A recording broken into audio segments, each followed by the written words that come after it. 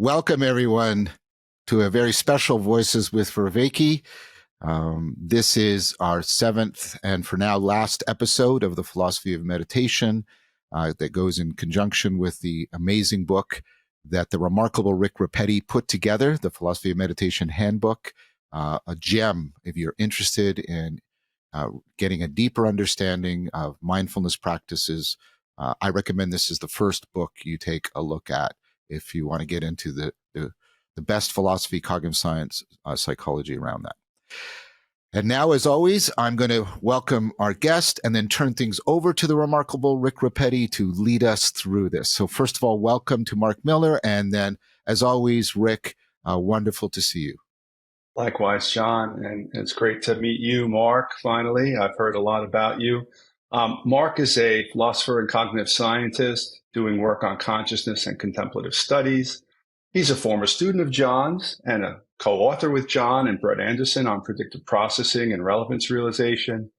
His research explores what cognitive science can tell us about happiness and well-being and what it means to live in our increasingly technologically mediated world. That's really important.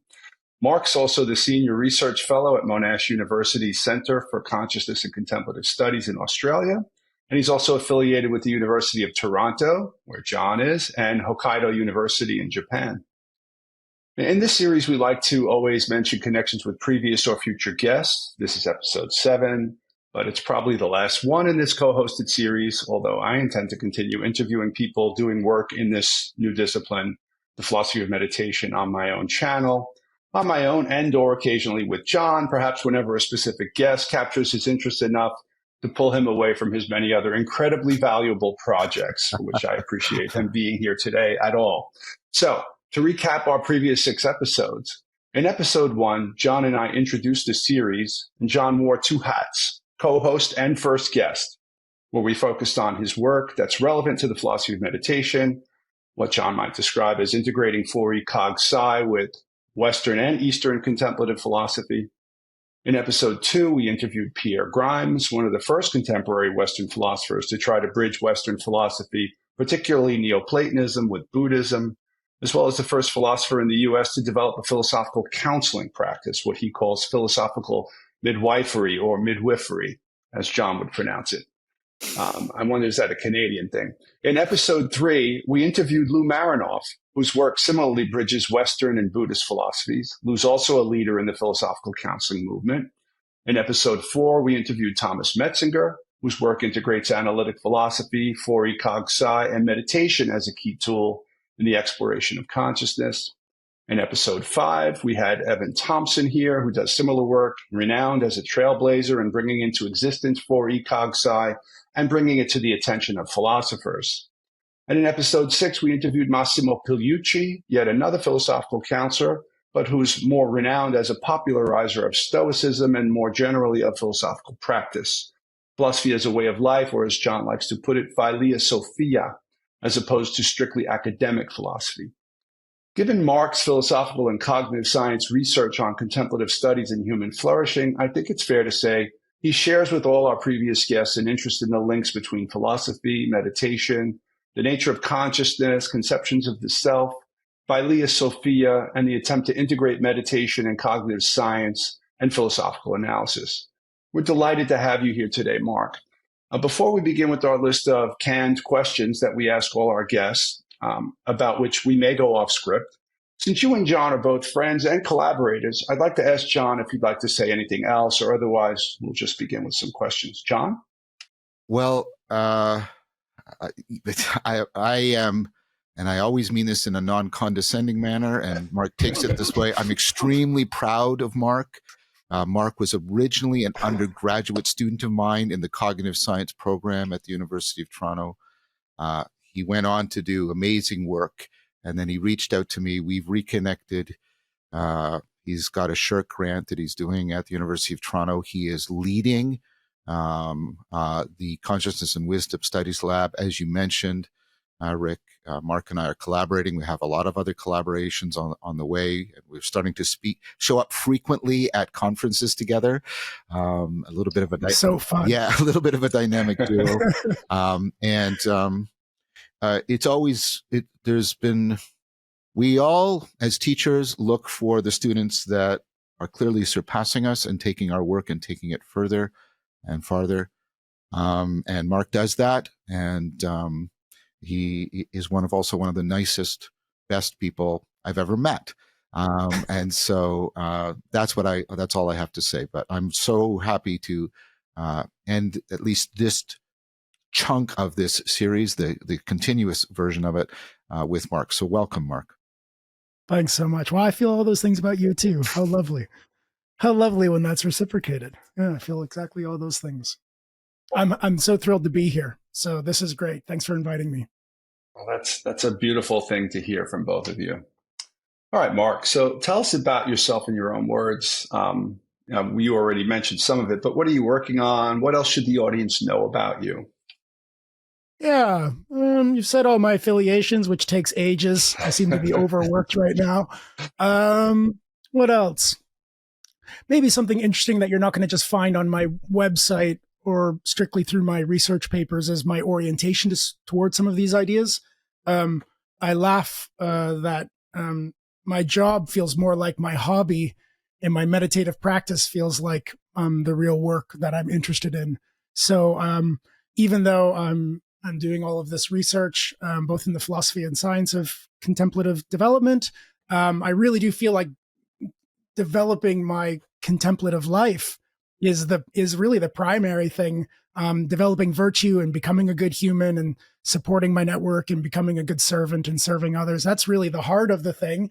And then I kind of feel like research is the hobby, which is lovely when your job ends up being your hobby rather than a major stress in your life. So that's sort of my orientation. I think we'll get into it, but one of the lovely things about doing, especially the kind of research that I'm interested in doing in the contemplative science end of my research, is that you get this wonderful closed circuit where my own contemplative program is fueling the kinds of things I'm interested in, and also fueling my own orientation within that research neighborhood. And then the research is if it's good research, and I hope it is, I think it should always flow back rather than taking sort of Buddhist meditation as a jumping point for science. I think it's cooler, or at least equally cool, when the science that you do filters back into telling you how to practice, right? Can it update some of the ways? I mean, the Buddha didn't think that was the end of the program, when his disciple came to him and said, have you told us everything there is to know? And the Buddha said, well, what's bigger? The dirt under my fingernails or all of the earth? And he says, well, obviously all of the earth. He goes, yeah, that's how much more there is to know after I'm done. There's that much more. So it's a wonderful thing to think that our science can be supporting our development. And I think I feel like my research does that. That's fantastic. The first part of what you said about your orientation, certainly, I'm sure John and I resonate with that kind of primary. That's a wonderful thing. That's proof of the Philia Sophia. But what's great about what you just said is the total integration of academic philosophies, cognitive science, the analytic and the mystical, all that stuff. That's really beautiful. And that's why this series is here. So we can talk about these connections. Excellent stuff. So, all right, a little earlier bio. How did you get here? How did you come to meditation, philosophy, and perhaps their union? Philosophy. Oh, that's so easy. I met John. I mean, that's the start of the thing. No, John's a massive has been a massive influence on me for more than 20 years. I was a returning student. I went out and worked for a while and got into some trouble and all the things you do when you're young. And then I came back as a seeker of wisdom. So I came back to university already with the orientation that I wanted to enter the university experience, my undergraduate, because I came back to an undergraduate in my 20s. I already came back with the impetus to figure out, well, who the hell am I and what the hell is this all about and what should I do about who I am and what this is about. And I started looking for that specifically. So of course I gravitated towards the philosophy department. But quickly, the thing that I was most interested in was philosophy of self, philosophy of consciousness, wisdom and its intersection with who we are and what consciousness is all about. So of course, John he's the shining light at the University of Toronto on these topics. We seem to be saying this a lot, like, where do you learn about wisdom? Like, it's a big problem. It is a big problem, in the world today, that we have lots of informational opportunities at the university level, but not very many transformational opportunities. But that's just not the case at the University of Toronto. I mean, you think, like, where do we find it? You think, like, you find it at U of T. There's all sorts of opportunities at University of Toronto for real wisdom teachers. And John's one of those. So I came on board there.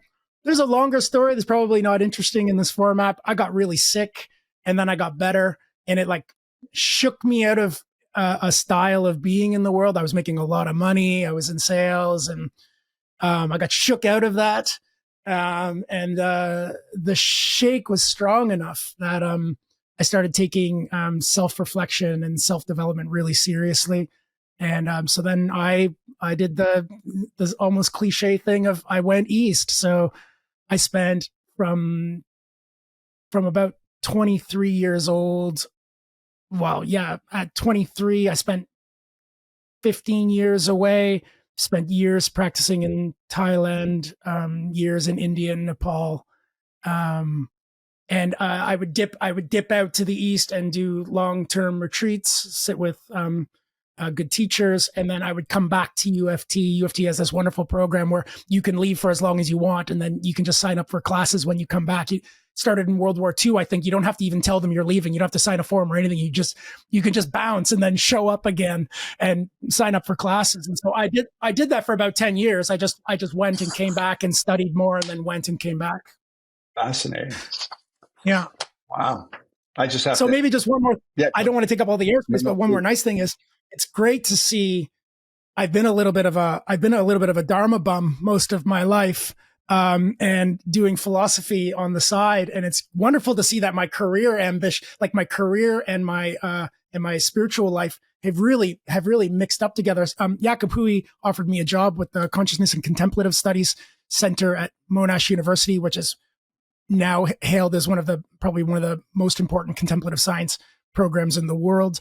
And he just scooped me right out of another job and said, we have a wonderful center that we're opening. We have $12 million. And how would you like to just spend your time doing science of meditation and then enthusiastically turning that into programs and improving your community? And I thought, who gets this kind of job? I mean, so that's why I'm here now. That's awesome. Yeah, I just wanted to add one little thing about me, because I started college when I was about 26, also personally. Very similar trajectory there. Yeah, and I took 3 years off between my undergraduate and my master's, 3 years off between my master's and my PhD. Yeah, I took a year off. I took 1 year off between bachelor and grad school. I didn't do a master's. I went straight for the PhD, but I took off a couple of years during my PhD program because of life and, whatever. Yeah. I just want to, Mark is more than making up for the lost time. He is incredibly prolific. What did you tell me? You published like 15 papers last year? Yeah, something like that. Just incredible. He's an amazing scholar and a great scientist. Thanks. Awesome. Really great. Wow. All right. So now to some of our more standard questions about the topic. This series is based on or inspired by the Routledge Handbook on the Philosophy of Meditation. John contributed to that. That's how I met John. Great book. Yeah, thank you. 3 major questions that I raised there, and I tried to encourage all the contributors to address, were, can meditation contribute to philosophy? Can there be, or ought there to be, a philosophy of meditation? That's like really 3 questions. And then, is meditation itself a form of philosophy? And by now, I have to come up with some new term, because John has impressed it upon me that I need to mention contemplation and meditation as not necessarily the same thing. So maybe the broader category, whatever that is, that includes both of them. So any one of those questions, you can, if you want me to read them again or read one of them again. No, okay. No, that's good. I have 3 things to say, maybe, right from the hip. I think there's a role for philosophers to think deeply about contemplative programs. I think that's for sure the case. I mean, I feel like the weakest and shallowest access point there is philosophers are really good at conceptual analysis. That's not a not addition to a team. Contemplative programs, like all programs, suffer from lack of clarity in conceptual understanding. I mean, for instance, look at the debate today about non-conceptual experiences. Like, what does it mean? What does it mean to say, oh, now have a non-conceptual experience? I mean, is that a thing at all? And that's a current hot debate. Evan Thompson is his work on this is wonderful. Personally, we can asterisk this if you want to talk about it after, but I don't think there is any such thing as non-conceptual experience. There's only thinly conceptual or something. So there's one way I think philosophers access. I think it's the weakest way because I think philosophers do a lot more than just conceptual analysis. Sometimes scientists, I think what we do is just conceptual analysis, but that's not the case. So that's the shallowest. Middle of the pool, I think philosophy, meditation, philosophy is just contemplative traditionally. I think you're right. Like you asked, is philosophy just a kind of meditation or is meditation just a kind of philosophy? Philosophy is just a way, I think, traditionally done well, is a use of our attention and our awareness and our introspection in order to figure out who we are and sort of what this is all about so that we get better. So I think philosophy done right should be done contemplatively. I think that's more robust than just conceptual analysis. And I think meditation is philosophy as well, sort of in its truest sense. At its root, it's not about relaxing. It's not just about relaxing, although we get that idea today.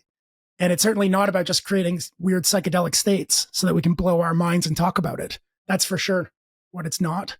Per se, there are maybe some bang-on effects of that. But again, meditation is a way of knowing ourselves and knowing our situation, and then flourishing through that special knowing. In that sense, meditation just is philosophy.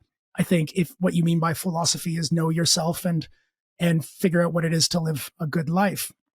Can I just say one more quick thing? Please. You can tell me where you want to orient. Yeah. That's the weakest. That's the middle.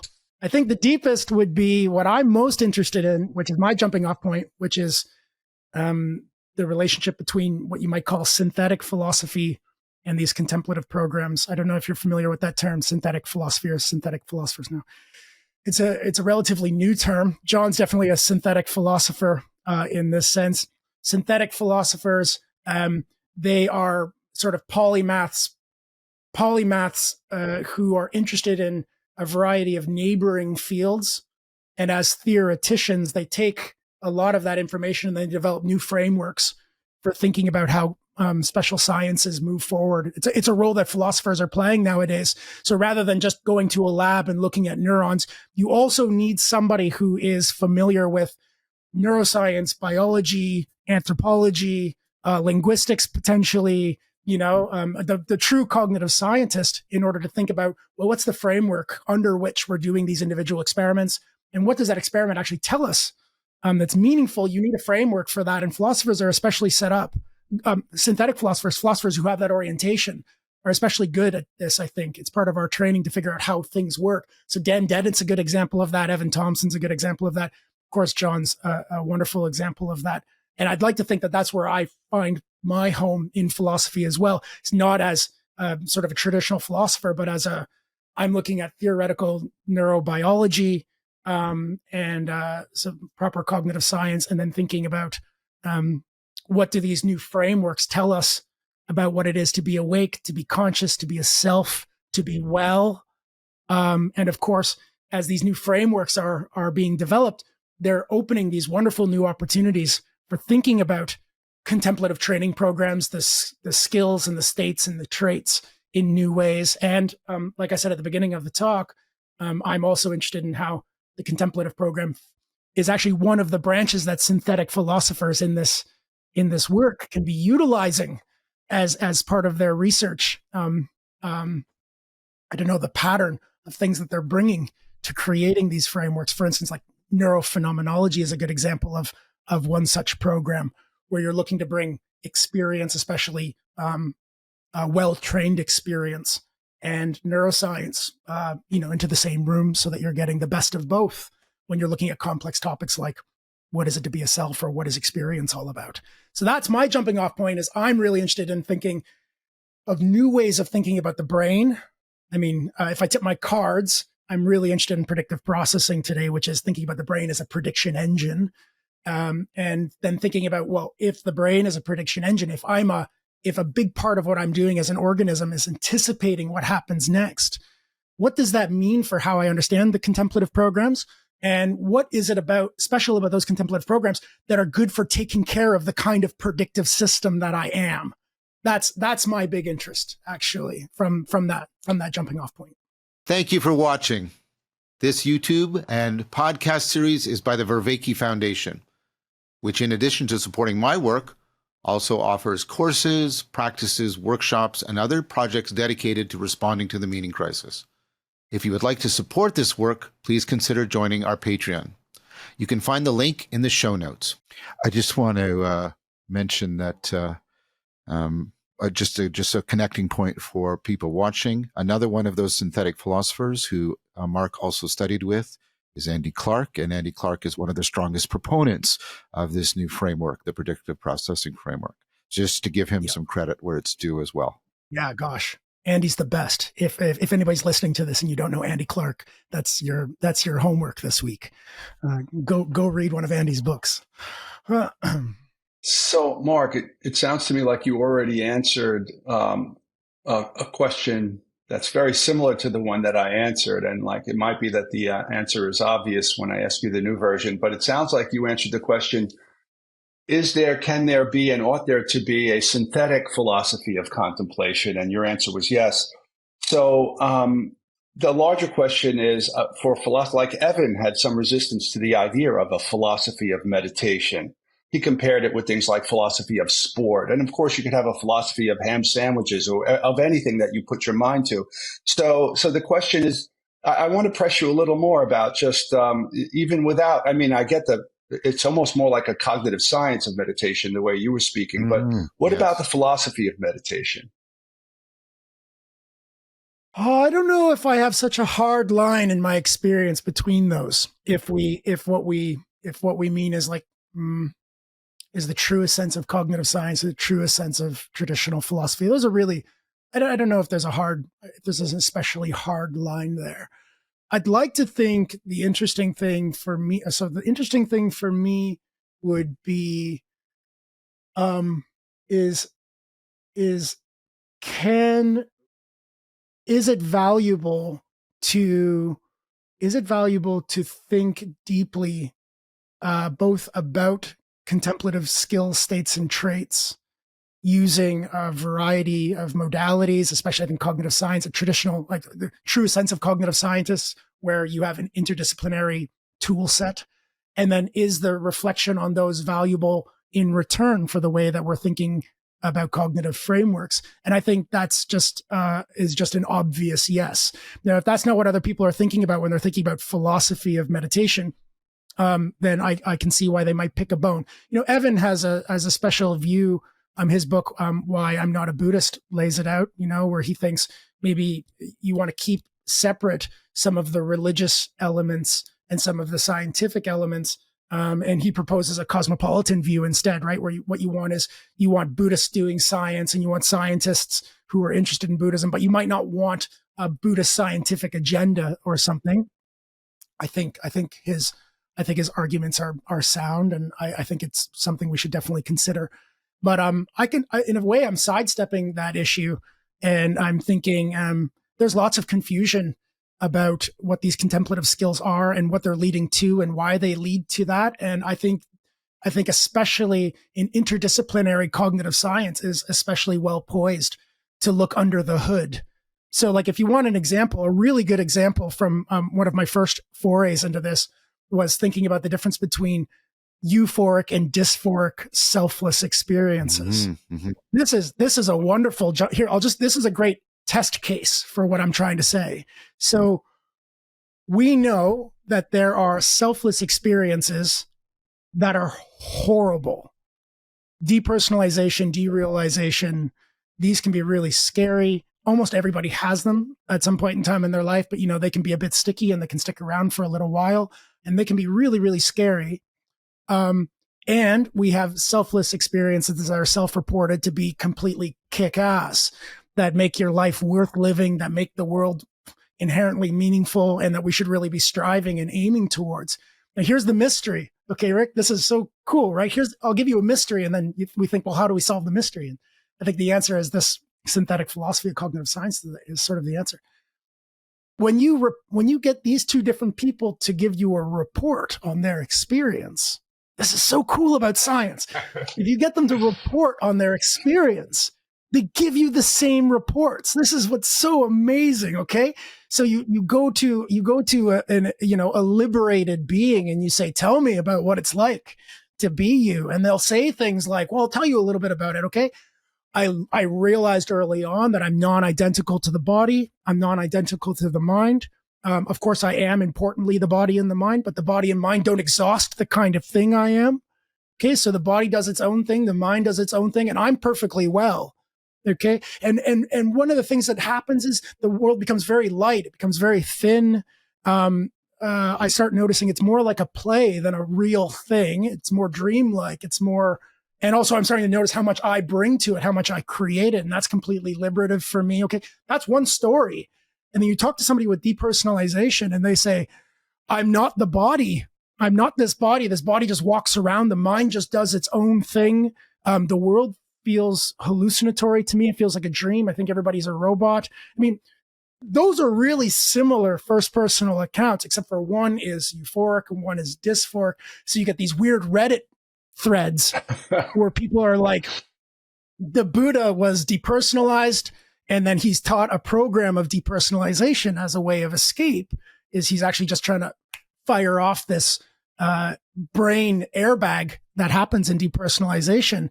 And that's all it is. The Buddha is just sort of a disassociative teacher teaching a path of disassociation. And you say, well, that sounds ridiculous to me because my program is lending to all these benefits. But then you can just kick back without the science. You just kick back and say, yeah, but look at the reports. Look at the phenomenological reports. They're identical. They have so much in common. And now here's the cool thing. So then the answer to that puzzle is you've got to look under the hood. You've got to actually take a glimpse of, okay, well, what's the possible computational underpinnings? And do we have any neurobiological backing for those computational underpinnings that tell you, is there any remarkable difference between these two? And our very first project showed that actually they're opposites computationally. Disassociation and liberation are opposites in terms of what's happening in the brain, opposites in terms of neurobiology, and yet the phenomenological report is identical. Fascinating example. Because if you didn't have the science, if you weren't looking under the hood, if you didn't have the framework for making sense of the phenomenology plus the neurobiological story, then you can make a lot of confusions here. You can make a lot of mistakes. So there's just one, right? And of course, that has bang-on effects because then you learn things like what leads you to depersonalization rather than liberation. What are their actual relationships in terms of their nature and their structure, which helps you, I hope, helps us as practitioners better navigate some of those dangers. I just want to say a couple of things to that. First of all, that's an amazing example. And part of it, I think, is where you can then branch off to things like insight, where the description of the problem, the semantic content is the same, but after the insight, the relevance patterns have shifted, and you make those kinds of connections. And Mark and I and Brett have been trying to, and I've been doing this more this year, in fact, trying to integrate relevance, realization, predictive processing together, link it up with phenomena like insight and flow. So all of that, and this is stuff Mark and I are working towards.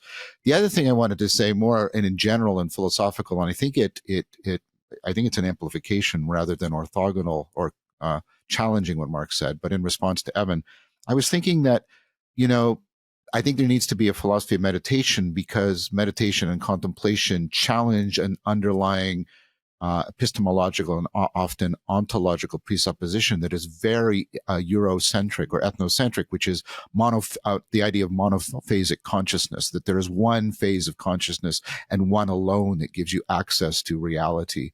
And I think what these cross-historical and cross-cultural traditions say is they challenge that presupposition and they open us up to, right, dropping that and saying, well, from other states of consciousness, do we gain kinds of knowing, or do we get access to dimensions of being that are otherwise not accessible to us in our monophasic? And then that, of course, brings in developmental aspects. And I think that is a significant philosophical move. And I don't think it's something you can do by its very nature just propositionally. You have to actually undergo it in order to be able to speak about it and develop theory on it. So I think there's a point at that where the meditation and the philosophical enterprise, even professional sort of epistemology and ontology, actually come together in a powerful way. I just wanted to put that argument out there. Love it. Yeah. Yeah, I couldn't help but also thinking while I was listening to you, Mark, that, well, it's almost inevitable that the way that you're going to answer the question about philosophy of meditation is going to talk about how useful cognitive science is in that enterprise. But I think everything that you said really makes it so obvious, particularly with that example about depersonalization versus enlightenment, that these are philosophical questions and they really matter to people who are practicing and who want to understand the nature of the self, of the mind, and all that. I mean, these are deeply philosophical questions, and these are possible ways of getting at some answers. And it's practical philosophy, I think, in the way that you mean as well, because this is philosophy that matters. It's not just conceptual analysis. It's not just, getting clear on it. This is in a way, Vipassana is what we're talking about. It's special knowing. It's a way of special knowing, because you are, by reflecting deeply at multiple layers or multiple levels, you are getting clear. You're getting clear on some really important terrain and territory that you're going to have to navigate if you're a contemplative. And that's extremely valuable. I mean, that's just one example, but I mean, it's a profoundly important example to be able to know the difference theoretically between dissociative disorders and euphoric liberation states, and then to look computationally at what their different markers are and why they come about. I mean, like just one example of the import. I know we're slightly drifting away from what we might mean by traditional philosophy, but I'm a synthetic philosopher, which means I'm allowed to grab anything from cognitive science to do my work. That's sort of the idea, right? Here's just one example. One of the things that came out of that research was a red flag got flown about the idea that meditation should always be an opportunity to turn towards the most difficult stimuli in your experience, which I think if you have an unskillful meditation teacher or you have an immature meditation teacher, sometimes you can get those things said without the proper caveat. You can be like, oh yeah, you should turn into the problem. You should meditation is an opportunity to look deeply at the issue. Lo and behold, one of the things that causes depersonalization, one of the reasons why we might actually see a relationship between meditation and depersonalization, because there's an increasingly obvious relationship between people who are meditating and people who have depersonalization. So there is a special relationship that needs to be uncovered. That's a fact.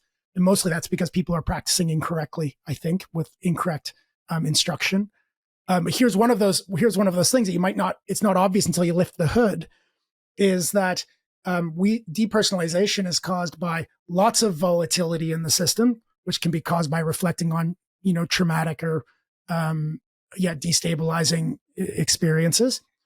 So one, you've got a bunch of error in the system. You've got a bunch of volatility in a system that's built, if the framework is right, to reduce volatility, to reduce error, a ton of wild volatility, and you are not able to get away from it.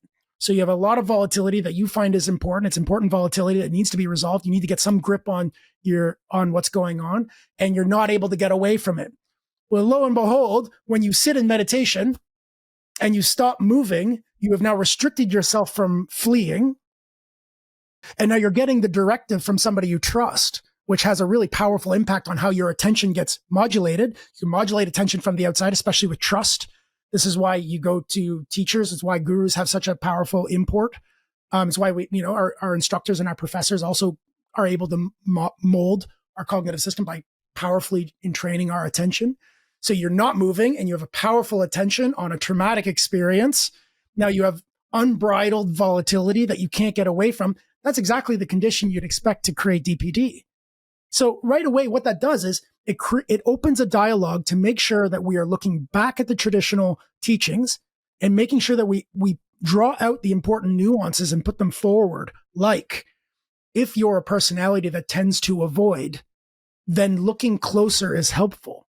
If you're a personality that tends to be neurotic and only look at the dark, then actually avoidance strategies are real strategies for you. So you hear teachers like Ajahn Chah, Jack Kornfield's teacher. I love this teaching. He's such a wonderful teacher. He goes, I'm a sort of stupid teacher. He says that, right? He's like, I'm very humble. He goes, I only know two directions. I tell my good friends, if they go too far right, I go left, left, left. And if they go too far left, I go right, right, right. Those are the only things I know about practice. Exactly. And you think, there it is. If you are fascinated, you have to relax. If you're avoidant, you need to tune in. But that complexification is needed. But if we didn't look under the hood and we didn't see that overlooking, so here's where philosophy comes back in, but overlooking that point, then we're practicing inappropriately. So there's an example where, a proper cognitive science, an interdisciplinary approach to these things can make relevant, can make obvious aspects of the teaching that were always there, but we might overlook them. So that brings up a whole bunch of things for me. One is, of course, the work of Willoughby Barton, and right, of course, and showing that Willoughby Britton. Sorry, thank you for that, Rick. And the work that she did showing, all these deleterious effects that can come out of mindfulness practice. And I was at one of her talks. And sorry, this will sound a little bit self-aggrandizing. It's not intended to be. And I put up my hand and I said, well, before I start teaching, I forewarn my students about all these possibilities and give them sort of tools and things to do and framing, and like, don't get fascinated by, if you get that shock running up and down your spine, don't get fascinated by it, right? If you hear your name shouted, don't get and try to forewarn people. And I say, if stuff comes up that has these features, you're experiencing trauma, stop the practice and get in some therapy. And then I said, and I asked her straight out, I said, you did this huge survey of all these teachers. How many teachers forewarn their students? And she said, none of them did. And I went, what? That's shocking. Yeah. That's shocking. Well, this is why I don't take teachers on. I don't take students on, because I also teach meditation. I don't take on students if they don't have good sleep habits, good nutrition habits, if they don't have good exercise habits, if they're lacking even any of the cornerstones. We say, well, those things need to be in play before we start fiddling around with the cognitive system, because it's very delicate. Yeah. Wow. So and a couple other things came up, it reminded me, we might want to think about this, the depersonalization versus the euphoric liberation, the differences between sort of rumination and journaling, and how one is very deleterious and the other seems to, although the semantic content is the same, because you're journaling, it turns into this very positive therapeutic practice. So we want to think about that. There's something about there's something about the framing. And then you did a basically Aristotelian move about the cultivation of virtue by seeking the golden mean. And I thought, wow, Lou Marinoff would just have loved what you just did there, right? It was so right. But the thing I want to, all of those are vibrant. We could go on to all of them, but one of them you said that I really like, and it's where Evan and I have some similar concerns. You talked about, sometimes a lot, the West has lifted these practices out of an entire ecology of practices. We've taken meditation out of the Eightfold Path, and the Eightfold Path is also situated with, a framework of teaching that give nuance and complexification and take into account individual differences. And then what we do is we abstract it, homogenize it, and then turn it into a technique that we market. And I'm very critical of that in my published work. Me too. Yeah. And I just wanted to know what you think about that, maybe give you a chance. Now, this is something where Rick and I have a little bit of a difference. So I'm stacking the deck unfairly against my good friend, and I'll give him a chance to, I give him a chance to respond. But I also want to hear what you have to say about this, because I'm more curious to hear what Mark has to say about this. Fair enough. Cool. And I think at least Rick and I agree that this is an important question that needs to be discussed and reflected upon. Yeah. Okay. Well, here's one thing that I've been thinking a lot about recently that comes again out of the framework that we're thinking through these things. So, one of the new popular ways of thinking about contemplative development is by thinking about entropy in neural systems. I don't know if you've heard this. Rick. Yeah, it was at the we were both there, right? Yeah, exactly. Yeah. Rick wasn't there though. It was just you and me. Right. No, I'm just advertising for it. We went to the mystical entropy workshop. Yeah, exactly. So the idea there is that it's coming up. It was really foregrounded by Robin Carhart Harris and psychedelics research and the benefits of psychedelics. And one of the benefits he puts forward, and it's using the same anticipatory framework that I mentioned, anticipatory cognitive framework, is that psychedelics heat up the system. They increase the entropy or the volatility of the networks. You might think, well, why is that valuable to make high level models in the brain and the cognitive system get gooey and flexible? One of the reasons is because lots of pathologies are typified by rigidities, by a stickiness. So depression is typified by rumination on one idea: I'm a loser, the world doesn't work, and that comes back again and again. And if you look at that as a map, you can really see these local minima, and they make these there's wonderful 3D maps of this today, and you can actually look where neurodynamics have this pit in people who have major depression, because literally the dynamic keeps coming back to the same roost over and over and over again. Now, if that's the case, one thing you might do is you might heat the system up. They call it annealize, same as heating up metal. Let it regain a more abstract shape, which is why you have, is this my hand? Is it your hand? Whose hand is it? What is a hand? That's weird. Okay. Because the higher level system is starting to not know how to grip well. Okay. Value is when it cools down again, it actually cools down into a better shape. That's what the research is showing. So where you had these great big canyons before, you've got little hills now, which means the neural system has now regained some fluidity, some flexibility, some flow. Okay. Contemplative skills and training looks like they do similar things. So that's pretty interesting. We can use these trainings to heat up, especially non-dual practices, close inspection, Vipassana. Looks like it's heating the system up. You're starting to ask, who am I? Is that true? Am I the body? Well, what is a body? Am I my pain? What is my pain? What actually is pain? That's all increasing uncertainty in these networks, because you're taking something you thought you were sure about and you're starting to blow it up. Okay? Right.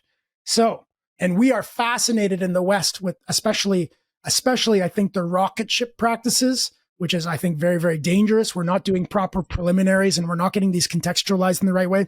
So we're taking rocket fuel and we're just heating our system up because it gives us weird feedback impacts. Like, oh man, then I saw things and I wasn't myself and I was all wobbly and I cut my own head off. And you get these sort of stories today. The other half of the story that's not being told and is being underappreciated is that traditionally, yes, these are heating up practices, but they are in the context of a lot of cooling down practices that we're not hearing much about. Yes. Think about the monastic lifestyle. Yes. It is very, very specific, rigorous, habitual, routine, ceremony. Yeah. That's creating a really service, virtue, loving kindness, empathic joy, compassion. Ecologies of practices. Yeah. Yes. Prayer, singing. I mean, that is giving you a structure of solidity of which you are then bumping out. You're going up the mountain to wobble the high level networks. But as soon as they cool down, you're cooling back down into a valuable shape, which, I mean, we hear it all the time. We all know it as practitioners. Wisdom and compassion are two wings. And we go, oh yeah, they're two wings of the same bird, two wings of the same bird. But I'll tell you, okay, I do a lot of coaching. And when I sit with people I do a lot of coaching with people who are going through dark nights. It's one of the things that sort of emerged in my coaching practice life. I ask, how's your loving kindness practice? How's your compassion training? Are you out at your edge? And you know what I hear 99.9% of the time? Oh no, I don't do any of those practices. I'm just doing deep Vipassana on the smallest possible data I can find. and then crowbarring myself out. And then think, when was the last time you did loving kindness? They go, sometimes I do it on my mom. You just think like, oh my God. It is a whole training that goes deep. And it's not just, oh, may you be well, may you be well. It's not that. It is, the Buddha called it immeasurable. These are the houses of God. They're the Brahma Viharas, and they are deep upon like past imagination deep. They're real training programs. And those training programs would have been, I think, you heat up into not knowing, and then you cool down into the shape of the Bodhisattva. You cool down into the shape of somebody who gives a shit, who is reckless in their love, who is built for service and for betterment. I mean, you cool down into a lamp that's actually useful in the world. So then the heating up shouldn't be the primary aim. The heating up is only the thing you do on the way to becoming something that's actually useful in the world. But if you only have the heating up story, then what you're doing is you're propelling yourself towards depersonalization. Because do you know, Rick, just make a guess. What do you think happens if the system is too wobbly? If it's too gooey and too hot? Can you imagine what typifies that? Well, I know I was there as a young man, so. Right. Schizotypy is typified by that kind of gooey high-level network insolidity. You don't know how to grip the world anymore, which is why you shouldn't be doing psychedelics if you have family members who have psychosis, because you may already have gooey high-level networks. What you want is cooling practices, not heating practices. Yeah. Wow. Well, that was incredibly rich. Your enthusiasm, Mark, while you were speaking, it's contagious. Sorry. Oh, no, Pull me back if I'm yelling at you for too long. No. That was fantastic. I mean, of course, I think of compassion and or agape as much more broadly than they're sort of understood. The way, and this is where Christian Neoplatonism has been helpful. It's an overarching orientation towards virtue and virtuosity in the world. And I mean, Robin Carreras, other people, Eric Hole, have suggested that dreaming is also that entropy to prevent us from getting locked into overfitting. And you wouldn't want to spend your whole existence dreaming. That's a nightmare. You dream so that you wake up better, right? That's the right. Yeah. That was a beautiful speech, Mark. And I don't mean that in a pejorative sense of a speech. It was a great speech. It was fantastic. Yeah, it's like you wouldn't want to be stuck in Nozick's experience machine. And super important. I think it's an important message for people to know that there's another whole half of these trainings that need to be taken seriously. And there's just an example where the science is lending credence to that. Yes, because you might have overlooked it in the suttas, but you just look at, okay, well, look, one of the benefits is you can heat up the system that produces opportunities for insight. That sounds right. But what happens when it's too heated up? Schizotypy. I mean, you just look right under the hood and say, look, that's the problem with that methodology. So Mark, I've been thinking about this too. I mean, we tend to have a horizontal metaphor of optimal gripping, but there's a vertical optimal gripping axis that we need to also be sort of articulating more in some of this theorizing. And I love that. What's the relationship between the horizontal? That's between the organism and the world, right? And then what's the optimal gripping? And that overlaps with Vellman's work about you don't want to be down at the level of impulsivity, but you don't want to be up at the level of Hamlet, right? And you're trying to get the reflectiveness gap. And I think that's deeply right too. And I think again, a lot of the way in which this stuff has been imported in the West is leaving out that important dimensionality. But I agree with you. I think the thing that is powering people, or at least challenging them to open up that dimensionality, is the cognitive science of mindfulness. I agree. I think that's really important. I keep interrupting you, Rick. Sorry. Oh, no. No, I was really hoping this was going to come up. Rick, can I grab a flag there and just we can maybe use it? Absolutely. I was hoping this was going to come up. One thing I'm really interested in, and I think it is relevant to the philosophical conversation as well, and you bring it up there, John, is thinking about not only, like you said, not only horizontal gripping, but vertical gripping. One way I hear that is thinking about the kind of deep level belief structures that make us skillful in how we understand and reframe and engage with life. So not only thinking about how we grip in an environment, but also thinking about the kinds of the axioms that we have installed. This is a really interesting part of a project that's just starting to blossom for me, where I'm not only thinking about the meditative processes, which seems to take the lion's share of research, like attentional processes, awareness processes, metacognitive processes. But what about the contents? That comes a lot more out of the traditions, and it doesn't get much play. Like, for instance, what are you meditating on or about? What kinds of things would you like to get installed high up in the hierarchy?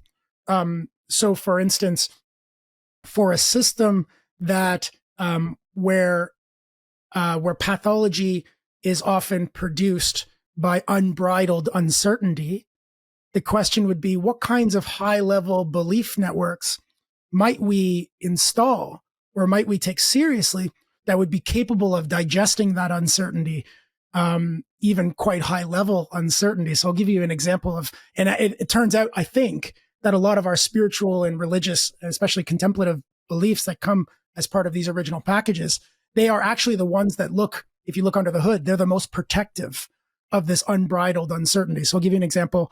I was working at the Dalai Lama's hospital in Dharamsala in India, and there were monks who had just escaped a Chinese internment camp and had made their way into India, and they were at the hospital for a series of surgeries. And one of the young monks was getting surgery on his wrist because he was hung for a number of months from his wrists. Okay, so he had to go through a number of surgeries to correct the wrists. And I was in the fortunate position where I got to talk with him, and there were translators, there were people who spoke both languages on site. So we were actually able to have a few meaningful conversations. And I was struck just by how joyous and buoyant he was. Okay, so he's not coming out of this showing any outward PTSD, which is what you'd expect from a lot of humans who were put through this kind of position. He was really buoyant and lovely and shining and happy and didn't look like it was heavy in an important way. And so I probed that a little. And the response I got was, I'm so grateful. I'm so grateful for this opportunity because I'd practiced compassion and loving kindness in the monastery for all of these years since he was a little child, but he had never had an enemy. He had never had an enemy to practice with. Wow. He had never had the opportunity to have somebody whose job it was to hurt him, to actually do the work.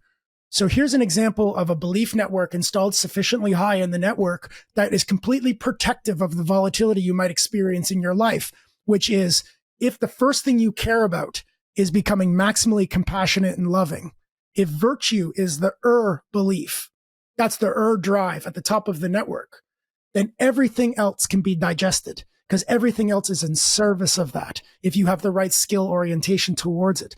This was an opportunity for his skill development. That's the way he saw it. And so talk about post-traumatic growth. He was only like, then I really got to practice. And now I really know a thing. And that's what I'm about in this life. That reminds me a little bit of, it was either Alexander Solzhenitsyn or Frankl, who said that the Christians who showed up at the internment camps, whether it was the Gulag or Auschwitz, I can't remember which, but he said the Christians that showed up, the devotional Christians that showed up, they got stronger. They tended to get stronger in the internment camp.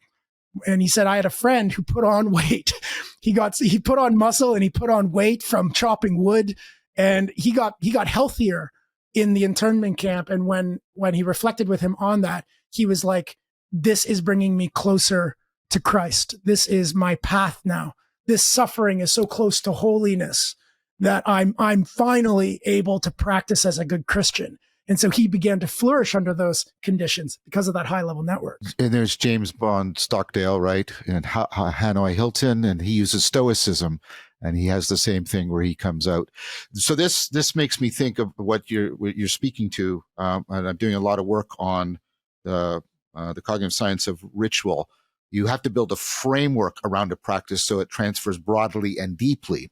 And of course, when you're trying to transfer broadly and deeply, you're going from, I'm using a little bit of technical language, you're going from a small, well-defined world to a large world in which there's lots of novelty, messiness, ill-defined. It's a world of increased uncertainty. And so you have to build a framework that affords the transfer and helps you deal with the increase in uncertainty as you try to broaden the scope and depth of the application of your practice. And this again is to call out another trend that I'm critical of, which is the idea of the practice as a completely self-enclosed thing. And you're doing it just because of how you feel in the practice. I mean, one of the things the Vervaeke Foundation is about, and Rick is in service to this, right, is to try and get people to do these practices, but make them rituals in the proper sense of what are you doing to transfer this broadly and deeply throughout your life, broadly and deeply throughout the levels of the psyche. And so this is, again, where I think the practice and philosophia as that kind of framework just need each other profoundly. They just need each other profoundly. Yeah, I love that. And just as a final tale, I mean, here's an entry point, I think, to some really powerful philosophy that's contemplatively and cognitive sciencely driven. Cognitive science. Great adverb. You know?